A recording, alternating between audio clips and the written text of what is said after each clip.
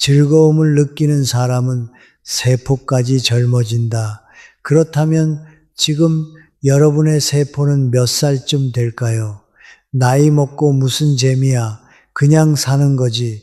혹시 이렇게 말씀하실 건가요? 그런데 말이죠. 마음이 즐거움을 잃는 순간 세포가 먼저 그것을 알아차립니다.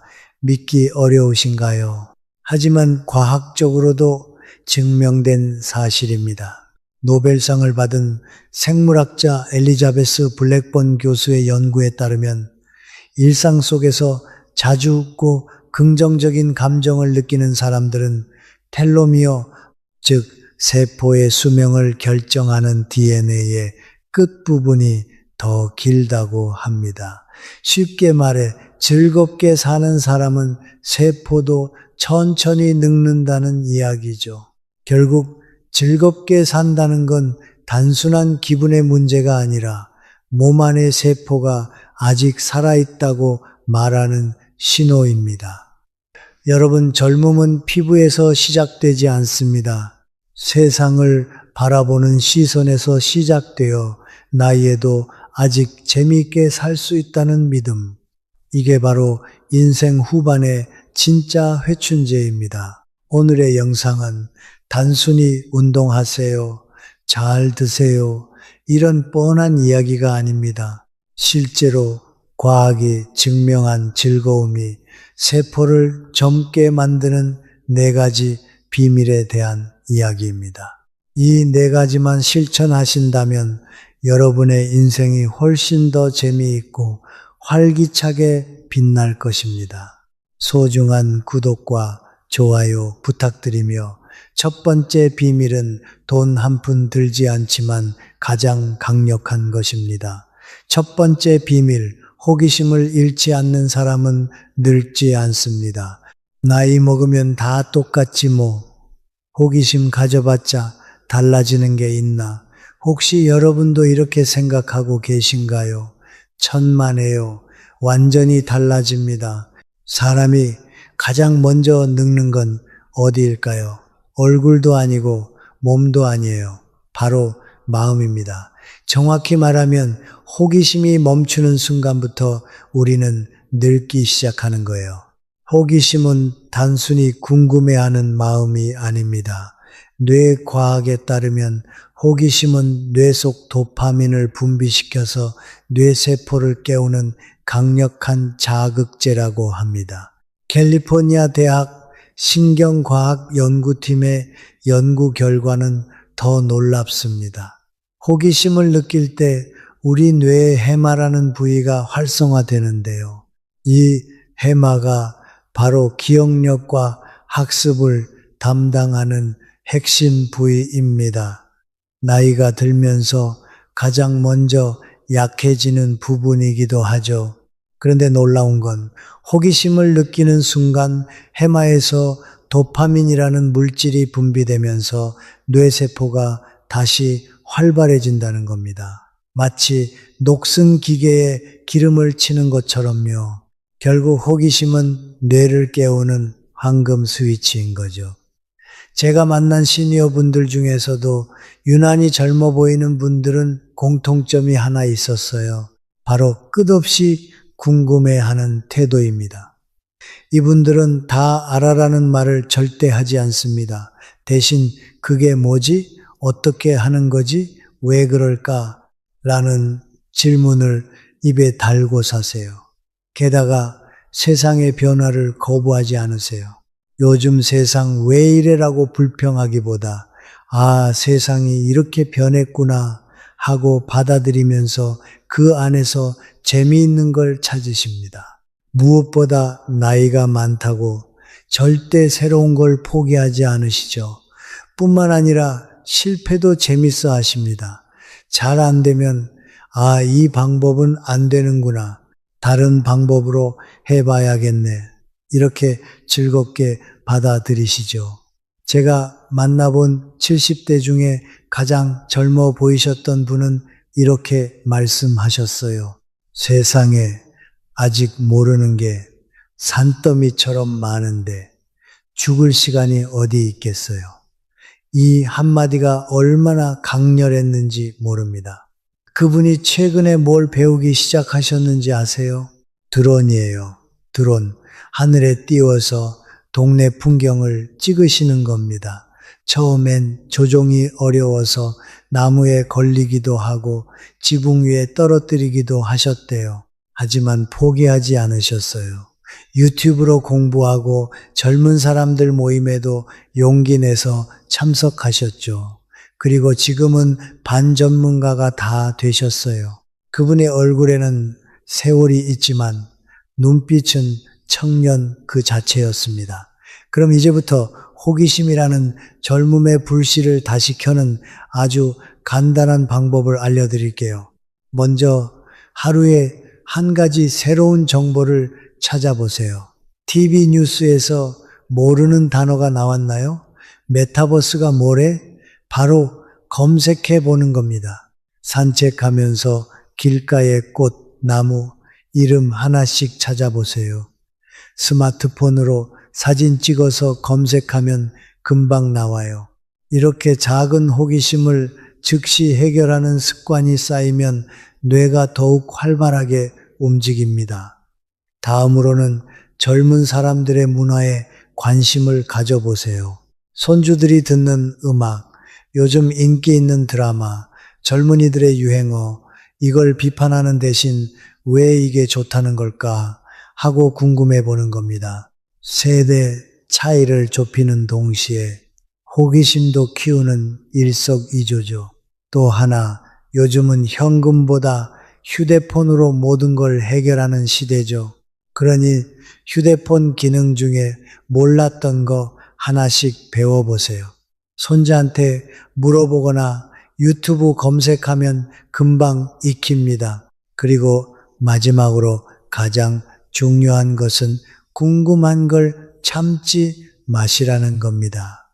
이 나이에 이런 거 물어보면 우습게 보나 그 생각이 바로 노화를 부르는 생각입니다. 모르면 물어보고 궁금하면 찾아보세요. 호기심에는 나이 제한이 없습니다.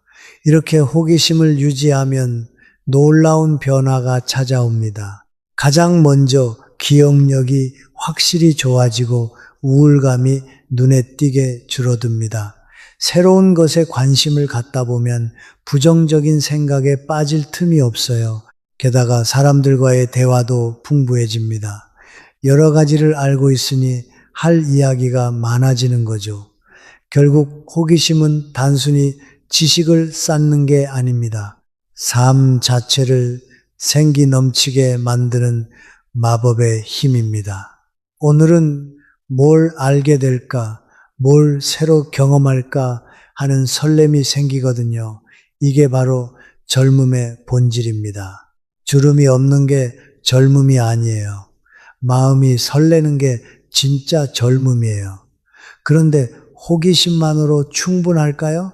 사실 호기심이 있어도 그걸 실천하지 않으면 의미가 없어요. 그럼 이 호기심을 어떻게 활용해야 진짜 재미있게 살 수 있을까요? 두 번째 비밀, 어제와 다른 선택이 여러분을 젊게 만듭니다. 여러분, 어제와 오늘의 차이점이 뭔가요? 글쎄 별 차이 없는데요. 바로 이게 문제입니다. 뇌는 똑같은 일을 반복하면 에너지를 아끼려고 해요. 아, 이거 어제도 했고 그제도 했으니까 이제 신경 안 써도 되겠네. 이렇게 판단하는 순간 뇌세포들이 점점 게을러지기 시작합니다. 이게 바로 나이 들면서 무기력해지고 우울해지는 주된 이유 중 하나입니다. 몸이 늙어서가 아니라 삶이 너무 반복적이어서 뇌가 지루해하는 거죠. 그런데 반대로 새로운 자극이 오면 뇌는 즉시 깨어납니다.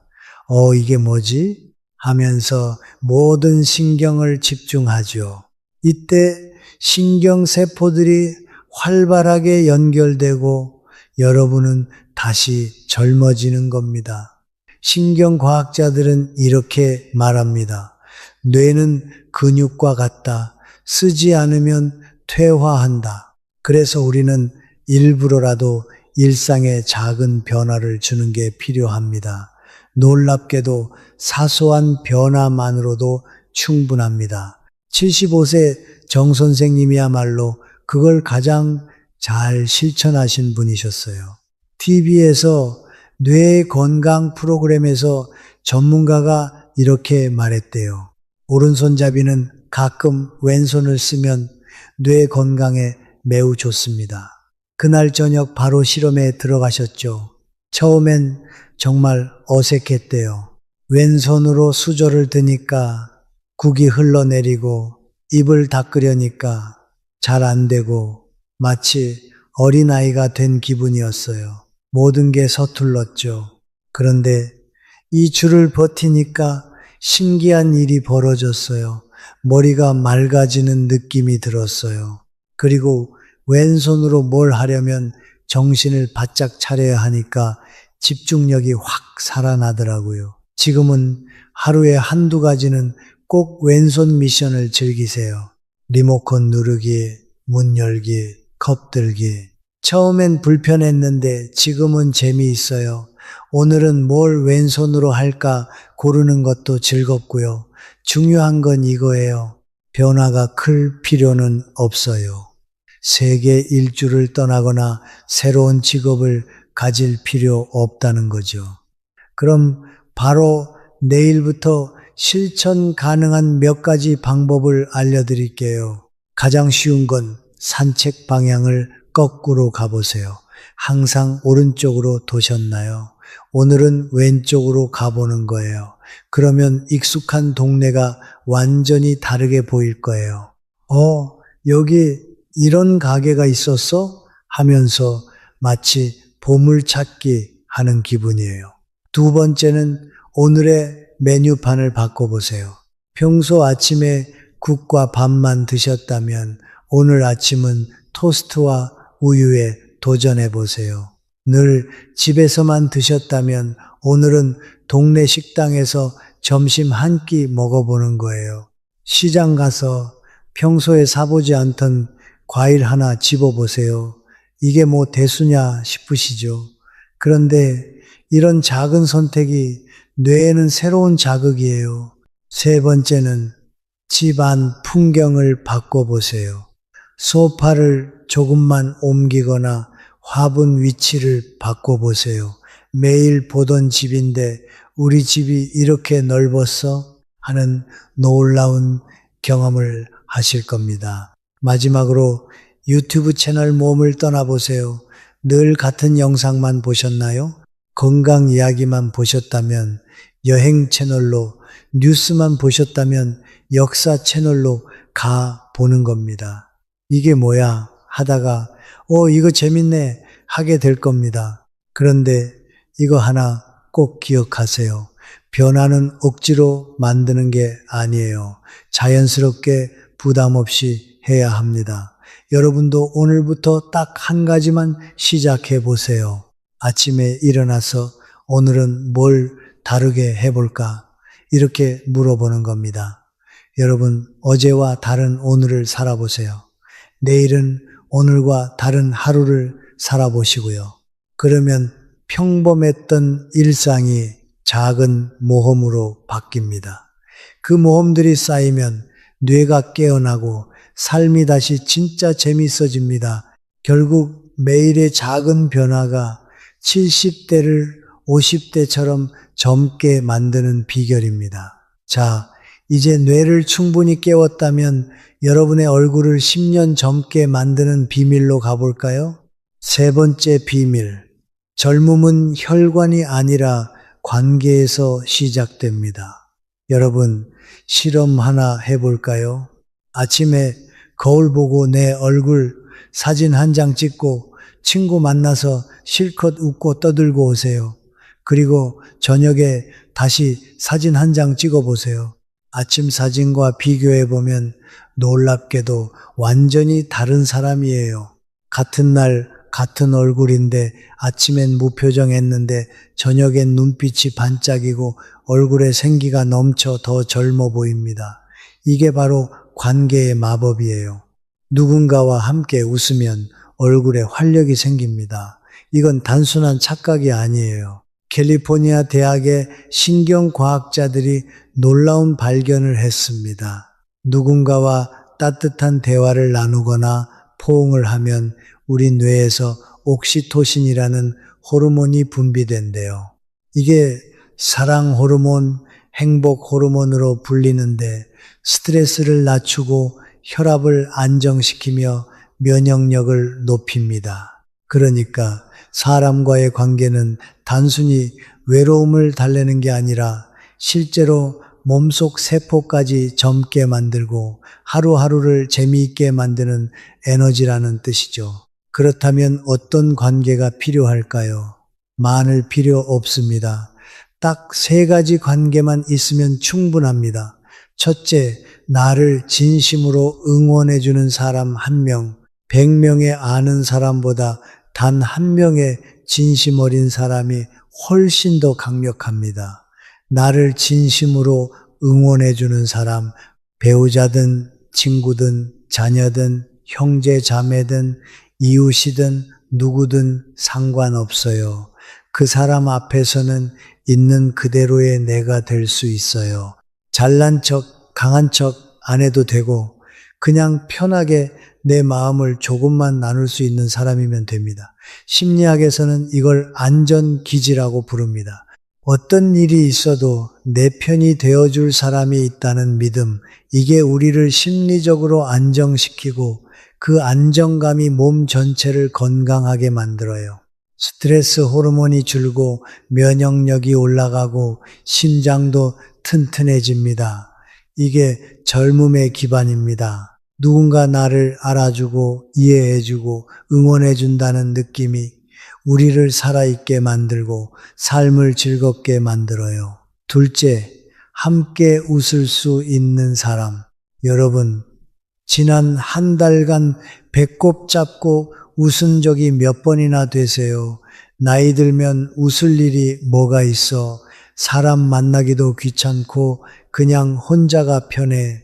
이렇게 생각하지는 않으셨나요? 바로 이게 문제입니다.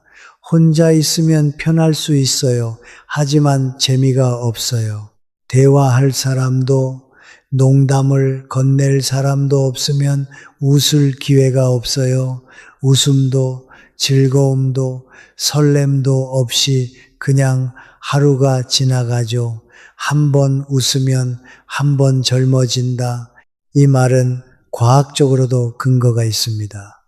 일본의 한 병원에서 당뇨병 환자들을 대상으로 아주 흥미로운 실험을 했습니다. 환자들에게 하루는 평소처럼 건강교육 강의를 들려주고 다른 날은 그냥 웃긴 영상을 보여줬어요. 그랬더니 결과가 정말 놀라웠습니다. 웃은 날 이들의 혈액 속 면역세포가 마치 잠에서 깨어난 듯 활발하게 움직이기 시작한 거예요. 특히 바이러스나 암세포를 공격하는 방어세포가 더 활발해졌고 그 활동을 조절하는 39개의 유전자가 실제로 활성화됐습니다. 단지 웃었을 뿐인데 세포가 젊어지고 면역이 깨어난 겁니다. 결국 웃음은 세포를 깨우는 운동이에요. 여러분, 웃음은 공짜인데 효과는 비타민보다 강합니다. 같이 웃을 수 있는 사람이 있다면 그건 인생 최고의 보약이에요. 셋째, 가끔이라도 연락이 닿는 사람. 외로움을 평생 연구한 시카고 대학의 존 카치오포 교수는 이렇게 말했습니다. 사람이 외로운 건 친구가 없어서가 아니라 연락할 수 있는 사람이 없다고 느끼기 때문이라고요. 잘 지내시죠? 오늘 뭐 드셨어요?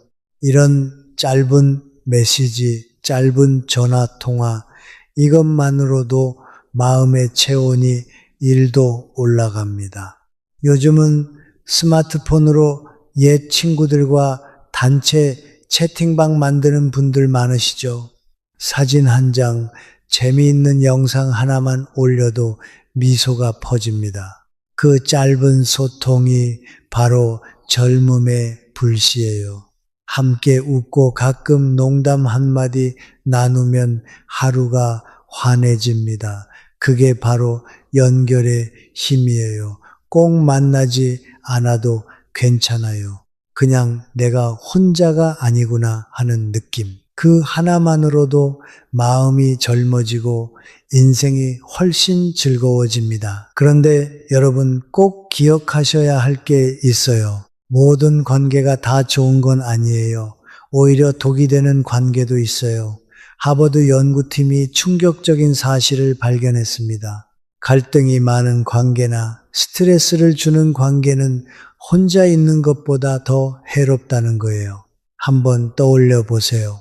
만나면 기분이 축 처지는 사람 있죠. 맨날 불평하고 비교하고 말끝마다 사람 기를 죽이는 사람들이요. 그런 관계는 미련 없이 놓으세요. 그건 인연이 아니라 소모예요. 대신 만나면 웃음이 나고 함께 있으면 마음이 편안해지는 사람. 그런 사람에게 시간을 쓰세요. 그게 진짜 젊음을 지키는 관계입니다. 70세 최 선생님이 하신 말씀이 기억나요. 나이 들수록 관계를 정리하게 돼요. 의미 없는 관계는 내려놓고 진짜 소중한 사람들에게 집중하죠. 그게 노년의 지혜예요. 여러분, 한 살이라도 젊게 살고 싶으시다면 사람 속으로 들어가세요. 그 안에 웃음이 있고 설렘이 있고 무엇보다 인생에 즐거움이 있습니다. 그런데 이상하게도 어떤 분들은 좋은 사람들 만나고 돌아와도 여전히 지쳐 보입니다. 바로 혼자 있을 때 여기에 과도한 에너지를 쓰고 있기 때문이에요. 네 번째 비밀. 세상을 탓하느라 인생을 놓치지 마세요. 혹시 어제도 드라마 보면서 아이고 저 사람은 왜 저래 하면서 답답해 하셨나요? 혹은 오늘 뉴스 보면서 국회의원들 월급 주는 내 세금이 아깝다 하면서 화내셨나요? 그런데 잠깐 생각해 보세요. 내가 분노한다고 정치인들이 내 말을 듣나요? 내가 답답해 한다고 드라마가 바뀌나요? 안 그렇죠? 전혀 안 바뀝니다. 바뀌는 건 딱 하나, 내 기분뿐입니다. 결국 나만 늙고 나만 스트레스 받는 거예요. 사실 이게 우리 대부분의 모습이에요. TV 속 세상, 인터넷 속 남의 이야기에 마음을 빼앗기고 거기에 감정을 소모하죠. 문제는 이런 것들이 우리가 컨트롤할 수 없는 일이라는 거예요. 인생에는 피할 수 없는 두 가지가 있습니다. 내가 바꿀 수 있는 것과 바꿀 수 없는 것. 이 단순한 구분 하나가 젊고 즐겁게 사는 경계선이에요. 그렇다면 내가 바꿀 수 있는 것은 뭘까요? 내 건강, 내 취미, 내 마음가짐, 내 인간관계, 내 하루 일과 이런 것들은 내 노력에 따라 충분히 바꿀 수 있어요. 반대로 바꿀 수 없는 것은 뭘까요? 드라마 결말, 정치 상황, 남의 인생, 날씨, 과거에 일어난 일 같은 것은 아무리 애를 써도 내가 바꿀 수 없어요. 그런데 우리는 이상하게도 바꿀 수 없는 것에 너무 많은 시간과 에너지를 쏟아요. 뉴스 보면서 화내고, 남이 올린 사진 보면서 부러워하고, 과거 일 생각하면서 후회하죠. 그 사이 정작 내 인생의 시계는 그대로 멈춰 있는 겁니다. 심리학자들의 연구에 따르면 불행한 사람들은 통제 불가능한 영역에 에너지의 80%를 쓰고 반대로 행복한 사람들은 통제 가능한 영역에 에너지의 80%를 쓴다고 합니다. 이 80대 80의 법칙, 여러분은 어느 쪽에 가까우신가요? 고대 그리스 철학자 에픽테토스는 이렇게 말했어요. 우리를 괴롭히는 것은 일 자체가 아니라 그 일에 대한 우리의 생각이다. 맞는 말이에요. 드라마가 나를 괴롭히는 게 아니라 드라마에 몰입한 내가 나를 괴롭히는 거예요. 자, 그럼 이제 내 인생의 주도권을 되찾을 수 있는 딱 두 가지를 알려드릴게요. 첫 번째는 하루에 딱 1시간만 내가 컨트롤할 수 있는 일에 투자해 보세요. 1시간이면 뭘 할 수 있을까요? 엄청 많아요. 책 한 챕터 읽기, 산책하면서 안 가본 길 가보기, 재밌는 동영상 찾아서 단톡방에 올리기, 옛날 사진 정리하기, 별거 아닌 것 같지만 그 1시간이 인생을 다시 재밌게 만드는 씨앗이에요. 뉴스도 현명하게 보실 수 있어요. 물론 세상 돌아가는 걸 아는 건 중요해요. 그런데 하루에 몇 시간씩 뉴스만 보면서 정치인들이 왜 저래, 요즘 세상이 왜 이래 하면서 화내는 건 내 에너지 낭비예요. 하루에 30분 정도만 뉴스 보고 나머지 시간은 내 삶에 투자하는 게 훨씬 현명한 거죠. 두 번째는 어떠한 상황이 생겼을 때 이건 내가 바꿀 수 있는 건가, 없는 건가 생각해 보세요. 예를 들어 뉴스를 보고 화가 났다면요. 이건 내가 바꿀 수 없어. 화해봤자 나만 손해야. 채널을 돌리세요. 건강이 걱정된다면요. 이건 내가 바꿀 수 있어. 오늘부터 산책을 시작하자. 그러면서 바로 실천하세요. 이렇게 구분하는 습관만 들여도 삶이 훨씬 가벼워져요. 왜냐하면 할 수 없는 것에 대한 죄책감이나 무기력에서 벗어나고 할 수 있는 것에 집중하면서 성취감을 느끼게 되니까요. 여러분, 인생이 재밌으려면 내가 주인공이 돼야 해요. 다른 사람의 인생을 구경만 하면 재미없어요. 내가 선택하고, 내가 행동하고, 내가 통제할 수 있는 것에 집중할 때 비로소 삶이 내 것이 되고 재미있어지는 겁니다. 남과 비교할 시간에 내 건강 챙기세요. 정치인들 욕할 시간에 내 취미 즐기세요. 그게 진짜 인생을 젊고 재밌게 사는 방법입니다. 찰리 채플린이 이런 말을 했어요. 인생은 클로즈업으로 보면 비극이지만 롱샷으로 보면 희극이다. 맞아요. 우리 인생은 참 재밌는 이야기예요.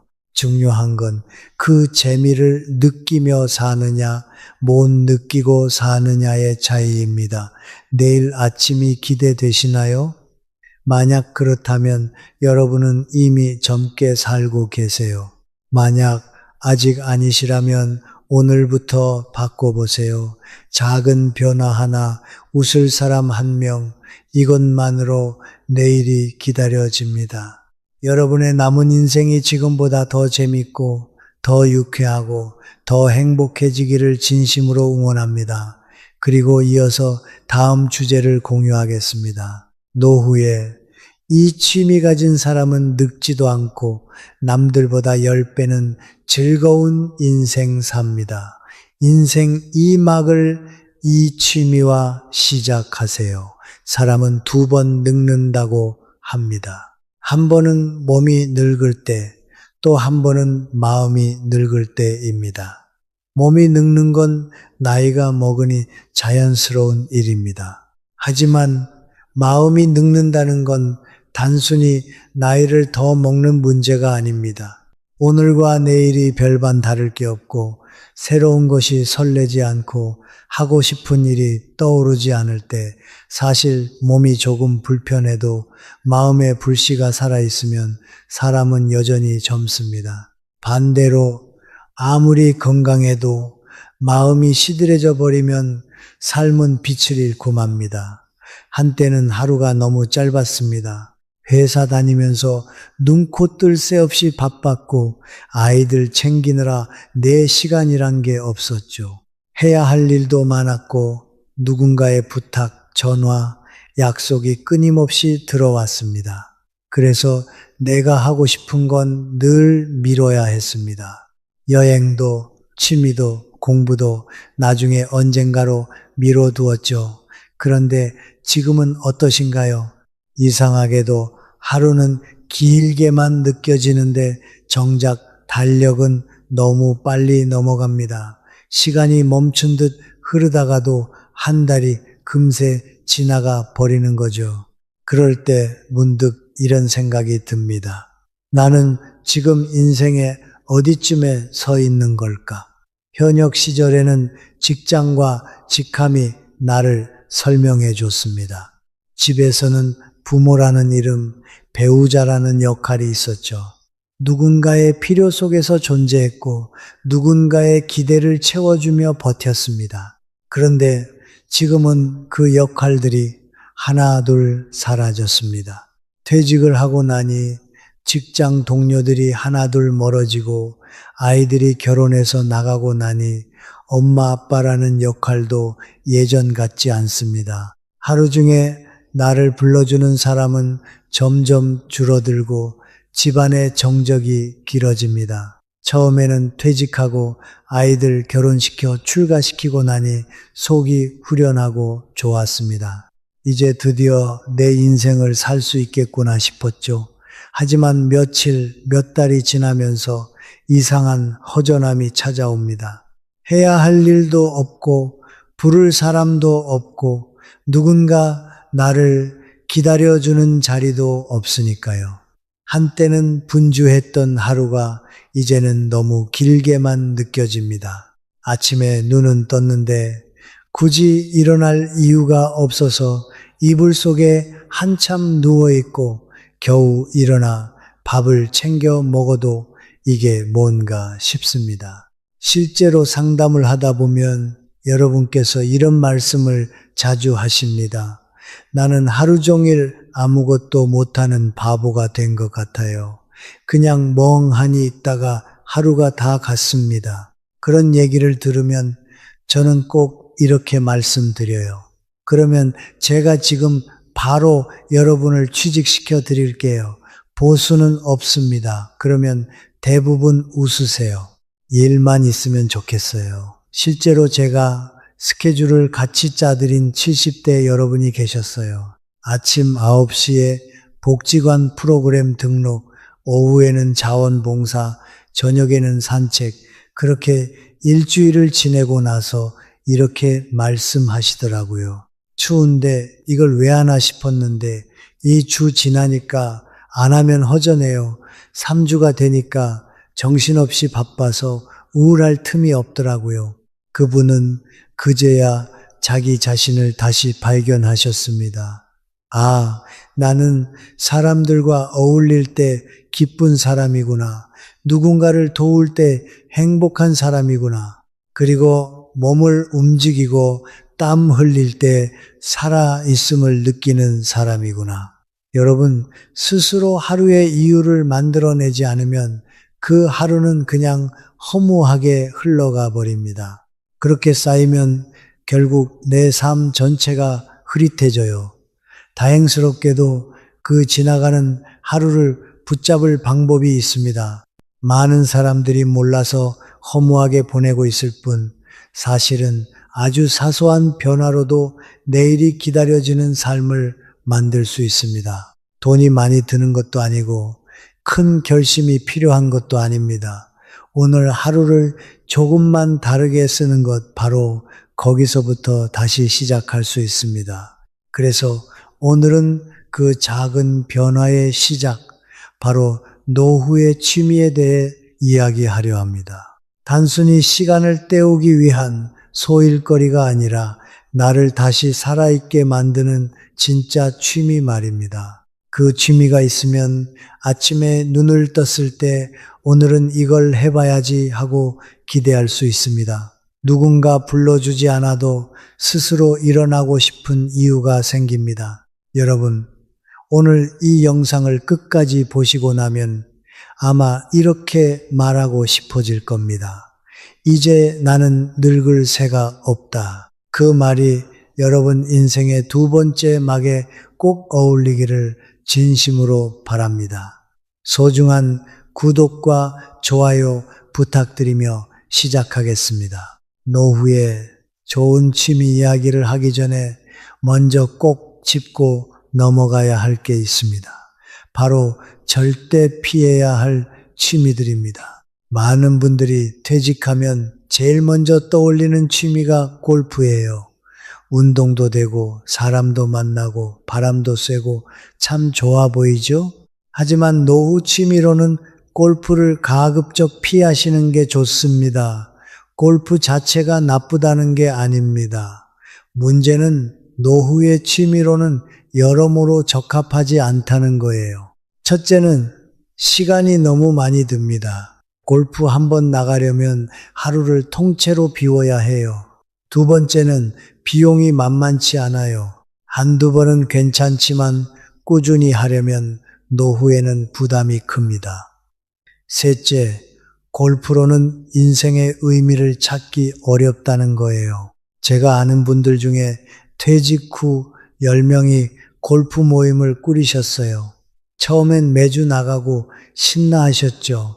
그런데 2년 지나니까 모임이 깨졌습니다. 친구 관계까지 틀어져서 남은 건 3명뿐이었어요. 왜 그랬을까요? 골프는 기본적으로 경쟁 스포츠입니다. 누가 더 잘 치는지, 어떤 장비를 쓰는지, 은퇴 후에도 굳이 경쟁을 할 필요가 있을까요? 다음으로는 텔레비전 시청도 문제입니다. 취미가 무엇인지 여쭤보면 텔레비전 보는 것이라고 답하시는 분들 정말 많습니다. 그런데 텔레비전을 오래 보면 밤에 잠도 잘 안 오고 무엇보다 완전히 수동적인 활동입니다. 그 시간 동안은 뇌도 몸도 아무것도 하지 않죠. 시간은 흘러가는데 남는 게 하나도 없습니다. 요즘은 특히 더 조심해야 할 게 있습니다. 바로 짧은 영상들입니다. 짧은 영상 많이 보시죠. 재미있고 시간 잘 간다 하시지만 이게 반복되면 뇌가 망가질 수 있습니다. 몇 초마다 새로운 자극이 쏟아지니까 뇌가 감당을 못하고 피로만 쌓이고 집중력이 자꾸 떨어지게 됩니다. 차라리 스마트폰을 내려놓고 주변을 관찰해 보세요. 지하철에서 사람들 신발을 한번 관찰해 보시는 것도 좋아요. 정말로 같은 신발 신은 사람 거의 없습니다. 신발만 봐도 사람의 성격, 스타일이 다 다르다는 걸 알 수 있어요. 이런 관찰이야말로 훨씬 의미 있는 시간 보내기입니다. 그리고 마지막으로 위험한 취미도 조심하셔야 합니다. 젊었을 때를 생각하시고 무리하게 움직이려는 분들이 있어요. 하지만 몸은 생각보다 빠르게 달라지고 있습니다. 제가 아는 분은 20대들과 농구를 하다가 무릎 관절이 망가져 수술을 받으셨어요. 처음엔 단순한 염좌인 줄 알았는데 알고 보니 연골이 거의 닳아 있었던 거죠. 그래서 저는 늘 이렇게 말씀드립니다. 나이가 들수록 국어와 수학을 잘하셔야 합니다. 국어는 주제를 파악하는 힘이고 수학은 분수를 아는 힘입니다. 지금 내 몸이 어떤 상태인지 정확히 아는 것, 내 체력과 시간의 분량을 아는 것, 이게 바로 노년의 국어와 수학입니다. 여러분, 이제는 단순히 재밌는 것을 찾는 게 아니라 내 삶을 진짜 채워줄 것을 찾아야 할 때입니다. 그래야 노후의 하루하루가 그냥 흘러가는 시간이 아니라 의미 있는 내 삶으로 다시 채워질 수 있습니다. 그렇다면 이제 정말 좋은 취미에 대해 말씀드려야겠죠? 많은 전문가들과 상담을 나눠본 결과 노후에 좋은 취미는 단연 독서입니다. 이 말을 들으면 이렇게 생각하실 수도 있습니다. 지금 나이가 몇인데 무슨 독서야? 눈도 잘 안 보이고 집중도 안 되는데 맞습니다.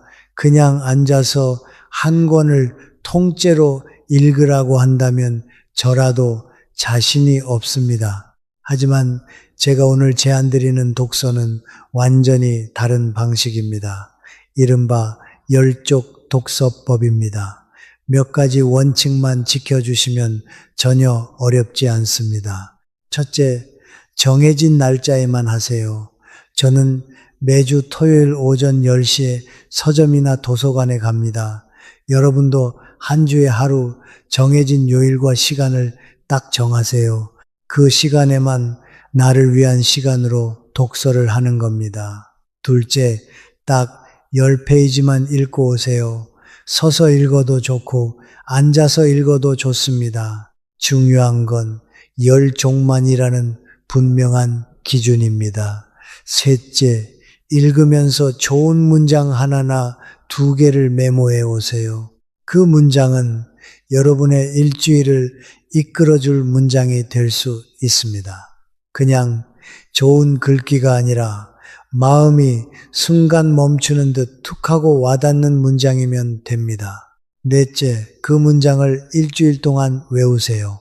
그리고 가능하면 일상 대화 중에 한번 써먹어 보세요. 대화도 자연스럽게 풍성해지고 나 자신도 어쩐지 더 지적으로 느껴지기 시작합니다. 20쪽 독서법을 딱 2달만 해보세요. 완전히 다른 나를 발견하실 수 있을 겁니다. 뇌가 깨어나고 단어가 풍성해지고 대화가 살아나고 무엇보다 삶의 자존감이 회복됩니다. 이 방법이 좋은 이유는 수없이 많습니다. 첫째, 돈이 거의 들지 않습니다. 도서관은 무료이고 서점에서 10쪽 읽는 건 공짜입니다. 물론 마음에 드는 책은 사서 천천히 읽어도 되지만 시작은 전혀 부담이 없습니다. 둘째, 혼자서 할 수 있습니다. 날씨, 상황, 누군가의 스케줄에 전혀 구애받지 않고 내가 원할 때 언제든 할 수 있는 최고의 취미입니다. 셋째, 뇌 건강에 최고입니다. 생각이 정리되고 감정이 다듬어지고 요즘처럼 빠르게 변화하는 세상에 뒤처지지 않도록 도와줍니다. 특히 치매 예방에 매우 좋습니다. 넷째, 다른 취미의 출발점이 됩니다. 책을 통해 새로운 분야에 눈을 뜨면 그게 또 다른 취미로 이어집니다. 예를 들어 요리에 대한 책을 읽다가 직접 요리를 해보는 분들도 계시고 역사책을 읽다가 박물관에 가 보는 분들도 있습니다. 다섯째, 나중에는 생산적인 취미로 발전할 수도 있습니다.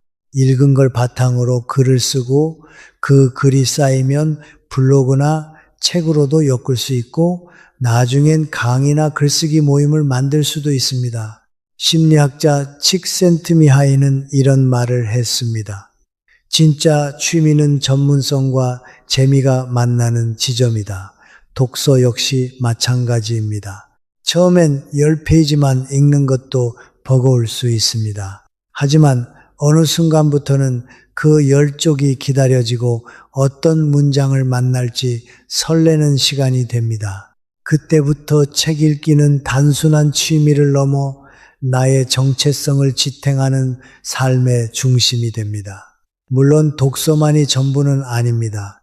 여러분의 상황과 성격에 맞는 다양한 취미들도 많이 있습니다. 지금부터는 독서 외에도 노후를 즐겁게 만들어줄 좋은 취미 활동들을 하나씩 말씀드리겠습니다. 첫째, 걷기와 산책입니다. 돈이 거의 들지 않으면서 건강 관리와 기분 전환에 가장 효과적인 활동이에요. 하루 종일 집안에만 있으면 생각이 가라앉고 마음이 무거워집니다. 하지만 아침이나 오후에 바람 쐬고 걸어 나오면 내 안의 답답함이 서서히 풀리기 시작합니다. 햇빛을 받으며 걷는 것만으로도 비타민 D가 합성되고 새로 생긴 가게를 발견하거나 거리 풍경이 조금씩 바뀌는 걸 보는 것도 소소한 재미입니다. 세상과 단절된 느낌에서 다시 연결되는 경험이죠. 이건 생각보다 큰 회복의 시작이 됩니다. 둘째, 글쓰기입니다. 이건 종이와 펜만 있으면 되는 아주 값진 취미입니다. 일기를 써도 좋고 내가 살아온 이야기를 하나씩 정리해도 좋고, 손주들에게 들려줄 추억을 적어 내려가도 좋습니다. 글을 쓰다 보면 생각이 정리됩니다. 과거에 내가 위로받고, 지금의 내가 다듬어지고, 미래의 내가 기대됩니다. 한 주씩 써 내려가다 보면 어느새 그 글이 나를 위로하고 격려합니다. 무엇보다 글쓰기의 좋은 점은 생산성입니다. 내가 만든 무언가가 남고 그 글이 다른 사람에게 감동이 될 수도 있고 어쩌면 작은 책 한 권으로 이어질 수도 있습니다. 실제로 그렇게 하신 분들도 계십니다. 셋째, 배우기입니다. 무언가를 새롭게 배우는 행위는 뇌를 자극합니다. 그리고 마음속 깊은 곳에서 나는 아직 성장하고 있다는 신호를 줍니다. 그 감각은 삶에 활력을 주는 중요한 요소입니다. 복지관 프로그램, 사이버대학, 방송통신대, 독서클럽, 문화센터 등 우리 주변엔 배울 수 있는 기회가 정말 많습니다. 이런 공동체의 가장 큰 장점은 나와 같은 관심을 가진 사람들이 함께 모인다는 겁니다. 혼자가 아니라 함께 배우기 때문에 배움은 더 즐겁고 관계도 더 깊어집니다. 특히 복지관은 다양한 과목들이 무료 또는 저렴한 비용으로 개방되어 있어서 접근이 쉽고 사람들과 자연스럽게 어울릴 수 있는 공간입니다. 스마트폰 사용법, 컴퓨터 활용, 수예, 요리, 스포츠 댄스, 캘리그래피 등 한 번도 해보지 않았던 것에 도전해보는 순간 내 안에 또 다른 가능성이 깨어나기 시작합니다. 넷째는 봉사활동입니다. 돈 한 푼 들지 않으면서도 삶의 의미와 자존감을 되찾아주는 활동이에요. 복지관, 도서관, 주민센터만 가도 할 수 있는 일이 정말 많습니다. 아이들 책 읽어주기, 도서 정리, 환경 정화 활동, 겉보기엔 작은 일이지만 누군가에게는 큰 도움이 됩니다. 무엇보다 중요한 건 나는 아직도 누군가에게 필요한 사람이다 라는 감각은 우울감을 밀어내고 삶을 다시 일으켜 세우는 강한 힘이 됩니다. 다섯째, 동물과 식물 돌보기입니다. 생명을 돌보는 일은 생각보다 훨씬 큰 보람을 줍니다. 작은 화분 하나에 물을 주고 씨앗이 싹을 틔우는 모습을 지켜보는 그 순간 우리는 다시 삶의 감각을 되찾게 됩니다. 베란다에 상추나 방울토마토를 심어도 좋고 작은 선인장 하나를 기르는 것도 충분합니다. 이런 활동은 손을 쓰고 눈으로 관찰하고 무엇보다 돌보는 마음을 키워줍니다. 여섯째는 춤추기입니다. 몸을 움직이는 활동 중에서도 가장 즐겁고 가볍게 시작할 수 있는 게 바로 춤이에요. 복지관 프로그램이나 동호회에서 스포츠 댄스, 라인 댄스 혹은 간단한 리듬 체조에 참여해 보세요. 음악이 흐르고 옆 사람과 발을 맞추며 웃다 보면 어느새 낯선 사람도 친구가 됩니다. 무엇보다 표정까지 젊게 만들어줍니다. 리듬에 몸을 맡기다 보면 자연스럽게 웃음이 나오고 그 웃음이 마음의 주름까지 펴줍니다. 오늘은 내가 가장 신나게 춤췄다라는 그 순간 나이도 걱정도 잊게 되는 거죠. 여러분, 큰돈 들지 않고도 이렇게 좋은 취미들이 많습니다. 그럼 나에게 맞는 취미 고르는 기준을 말씀드려 볼게요. 첫째, 혼자서도 할 수 있는 취미를 고르세요. 은퇴 후에는 사람 만날 일이 줄어듭니다. 누군가와 함께 해야만 할 수 있는 활동보다는 혼자서도 꾸준히 할 수 있는 것이 필요합니다. 둘째, 생산적인 취미를 선택하세요. 소비하는 취미도 좋지만 뭔가 만들어내는 활동은 훨씬 더 오래 갑니다. 그림, 글쓰기, 도예, 정원, 가꾸기처럼 작은 성과가 눈에 보이는 것들은 성취감도 크지요. 셋째, 기술을 요하는 취미를 시도해 보세요. 처음엔 서툴러도 점점 늘어나는 재미가 있습니다. 그건 단순한 즐거움을 넘어 삶의 성장과 함께하는 시간이 됩니다. 넷째, 내 상황에 맞는 취미를 고르세요.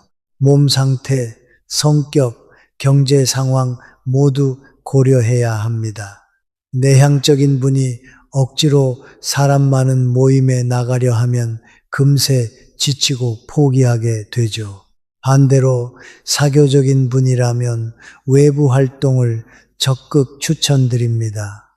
많은 분들이 이렇게 말씀하십니다. 젊었을 때는 가족 챙기느라, 회사 다니느라 바쁘게 살다 보니 정작 내가 뭘 좋아하는지 모르겠어요. 맞습니다.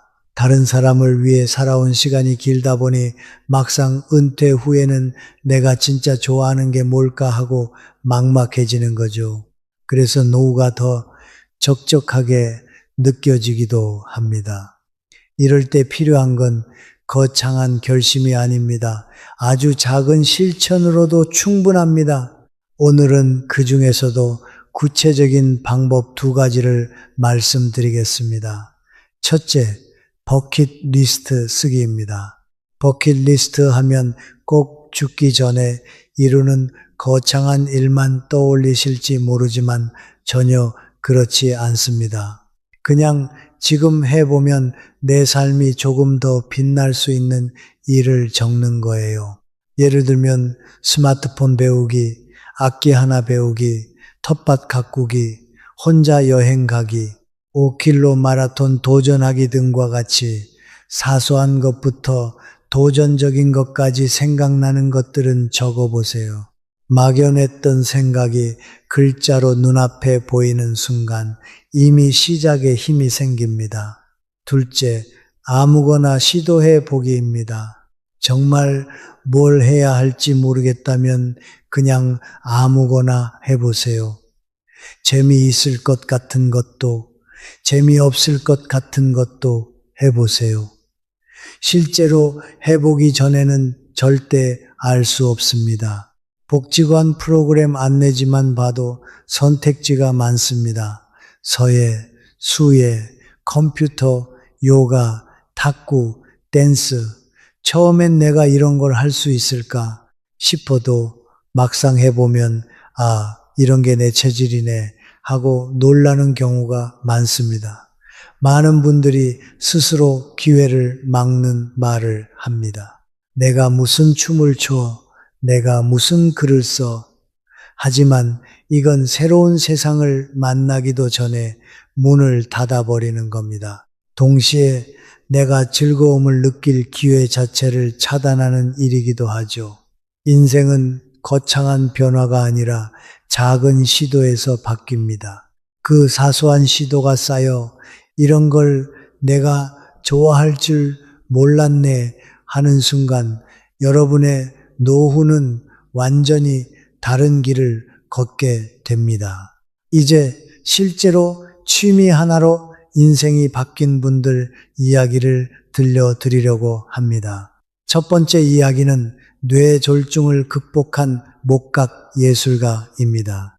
소방관으로 평생을 일하다 정년 퇴직한 한 어르신이 계십니다. 그런데 갑자기 뇌졸중이 찾아와 한쪽 팔이 마비되고 말도 어눌해지면서 하루아침에 삶이 무너져 내렸습니다. 그런데 재활치료 중 의사가 권한 게 바로 목각이었습니다. 손에 근육을 쓰는 훈련이 필요하니 나무를 깎아 보라는 거였죠. 처음엔 단순히 재활 목적으로 시작했는데 조금씩 깎다 보니 뜻밖의 숨겨진 예술적 감각이 드러난 겁니다. 작은 새, 강아지, 물고기를 하나씩 만들며 자신감을 되찾았고 어느새 집 마당에 작은 공방을 열 정도로 성장했습니다. 지금은 작품을 판매해 소소한 수입도 얻으면서 무엇보다 매일 아침 새 작품을 구상하는 설렘 속에 살아가십니다. 두 번째 이야기는 자전거로 유럽을 횡단한 부부 이야기입니다. 남편분은 한때 은행에서 고위직이었습니다. 퇴직 후 가장 듣기 싫었던 질문이 요즘 뭐 하세요? 였답니다. 할 말이 없으니 늘 그냥 지냅니다 라고 대답했는데 그때마다 쓸모없는 사람이 된 것 같아 가슴이 답답했다고 하셨어요. 그러던 어느 날 부부가 함께 자전거를 타기 시작했습니다. 동네 한 바퀴 돌던 게 점점 늘어나 국내 여행이 되었고 마침내 유럽 횡단이라는 큰 도전으로 이어졌습니다. 영어도 서툴고 체력도 걱정됐지만 그냥 해보자, 실패해도 좋다라는 마음으로 떠났습니다. 그 여정에서 남긴 사진과 일기를 모아 책으로 출간했고 지금은 강연까지 다니며 또 다른 삶을 살고 계십니다. 세 번째 이야기는 복지관 강사가 된 종이접기 달인입니다. 이분은 퇴직 후 기억력이 눈에 띄게 떨어졌고 병원에서는 치매 초기라는 진단까지 받으셨습니다. 그 소식을 들은 가족들이 많이 걱정했죠. 그런데 복지관에서 우연히 종이접기 강좌를 접하게 되었습니다. 처음에는 손이 굳어서 종이 하나 제대로 접지 못했지만 꾸준히 연습하다 보니 점점 모양이 살아나기 시작했습니다. 3년이 지난 지금은 본인이 오히려 강사가 되어 다른 어르신들을 가르치고 계십니다. 손을 쓰며 집중하는 동안 뇌가 자극을 받아 기억력도 좋아지고 무엇보다 내가 다시 누군가에게 도움이 되는 사람이라는 감각이 그분의 삶을 완전히 바꾸었습니다. 여러분, 이 세 분의 공통점이 뭔지 아시겠습니까? 처음부터 잘하겠다고 시작한 분은 단 한 분도 없었다는 겁니다. 그냥 한번 해볼까?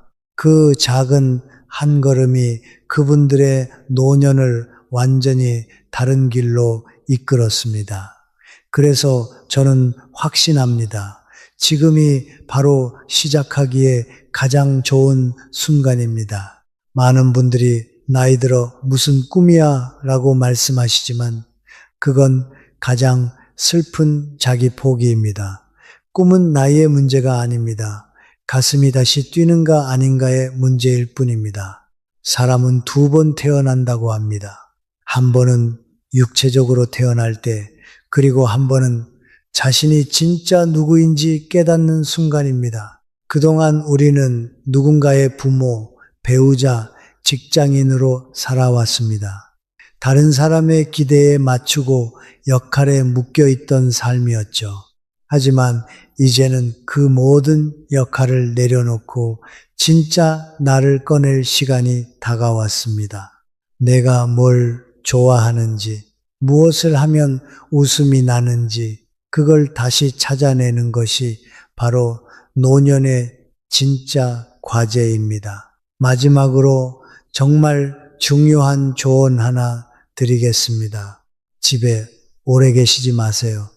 집에 있으면 저절로 우울해집니다. 몸도 무거워지고 기운이 빠지고 사람 만날 일도 없어지고 결국은 고립되고 맙니다. 밖으로 나가세요. 갈 곳이 없어도 괜찮아요. 집 앞 버스 정류장까지 다녀오는 것만으로도 충분합니다. 버스를 탈 필요도 없어요. 그냥 정류장까지 걸어갔다가 잠깐 앉아 사람들 오가는 모습 보다가 돌아오면 됩니다. 그것만으로도 오늘 하루는 달라질 수 있습니다. 나가면서 거울 앞에서 머리도 한번 빗고 계절에 맞는 옷을 입고 적당한 신발을 신고 바깥 공기를 마셔보세요. 그게 바로 나를 관리하는 일입니다. 그리고 부부는 하루에 꼭 3시간 이상 따로 떨어져 있는 시간이 필요합니다. 정말 많은 부부가 은퇴 후에 24시간 함께 지내며 더 많은 갈등을 겪습니다.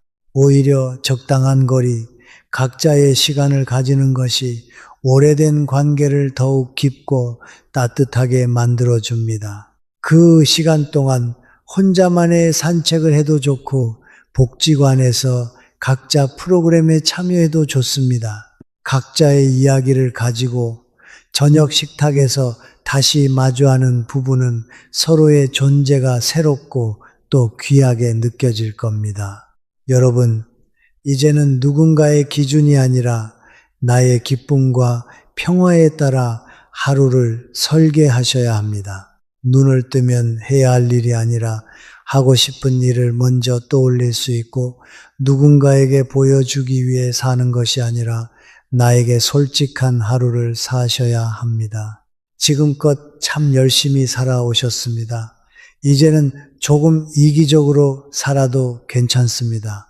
내가 좋아하는 일, 내가 설레는 순간들을 중심에 두고 하루를 계획해 보세요. 지금 당장 내일 오전 10시에 무엇을 할지 한 가지만 적어 보세요. 서점에 가서 10페이지만 읽겠다. 동네 한 바퀴만 걸어보겠다. 복지관에 가서 프로그램을 알아보겠다. 뭐든 괜찮습니다. 그 순간부터 여러분 인생의 2번째 막이 시작되는 거예요. 지금부터의 인생은 남이 채점하는 시험지가 아닙니다. 누구에게 보이기 위해 사는 인생도 아닙니다. 나 스스로 웃고 나 스스로 만족할 수 있다면 그게 바로 가장 잘 산 하루입니다. 여러분의 인생이 다시 빛나길 바랍니다.